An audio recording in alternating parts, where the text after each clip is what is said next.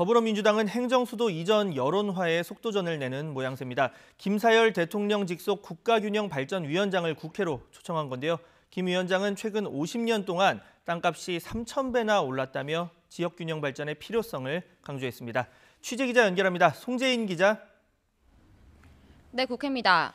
네, 김사열 위원장까지 국회를 찾으면서 지금 여당이 행정수도 이전론을 더욱 적극적으로 띄우는 모습이죠. 네, 그렇습니다. 김사열 대통령 직속 국가균형발전위원장은 오늘 아침 이른 시간부터 국회를 찾았습니다. 민주당 소속 국회의원과 현직 지방자치단체장들이 모인 포럼에 참석해 문재인 정부의 균형발전 정책 추진 현황 등을 전했습니다. 이 자리에서 김 위원장은 수도권을 고도 비만 상태로 진단하면서 지역균형 발전 필요성을 강조했습니다. 구체적인 수치까지 제시했는데 직접 들어보시죠.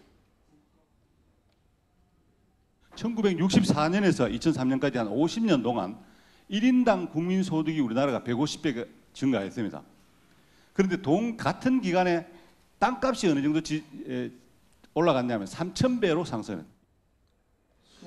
네, 다시 말해 최근 50년 동안 소득보다 땅값이 20배나 많이 올랐다는 건데 수도권이 비수도권에 비해 2배 더 올랐다고 강조했습니다. 이와 함께 출산율 저하에 따른 지방 소멸 우려 등을 전하며 수도권 과밀화의 문제점을 조목조목 제시했습니다. 이렇게 연일 행정수도 이전론을 띄우고 있는 여당은 우선 국회와 청와대 비서실의 이전 검토는 마쳤다는 입장입니다. 국립대학과 공공기관 이전도 검토 대상으로 떠올랐습니다. 반면 통합당은 지난 2004년 헌재의 행정수도 이전 위헌 판결이 여전히 유효하다며 맞서고 있습니다. 공식적인 언급은 자제하고 있지만 여당의 제안을 부동산 정국을 전환하려는 국면 전환용으로 규정하면서 여야 합의는 어려운 모습입니다. 네, 이런 가운데 오늘이 국회 대정부 질문 마지막 날입니다. 역시 야당의 공세가 예상되고 있죠?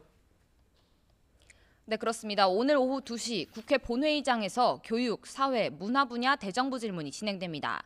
무엇보다 고 박원순 서울시장 성추행 의혹이 주요 쟁점이 될 것으로 보입니다.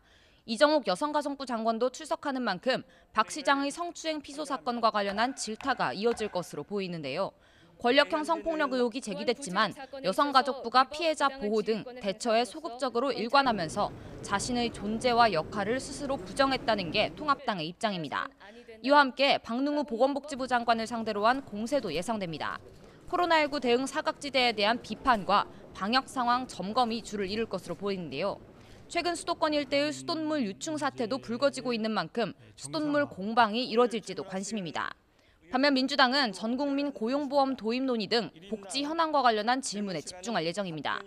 고용 충격을 완화하는 고용보험과 상병수당 지급 현황 등을 점검하면서 지원 대책을 촉구할 것으로 보입니다. 지금까지 국회에서 YTN 송재인입니다.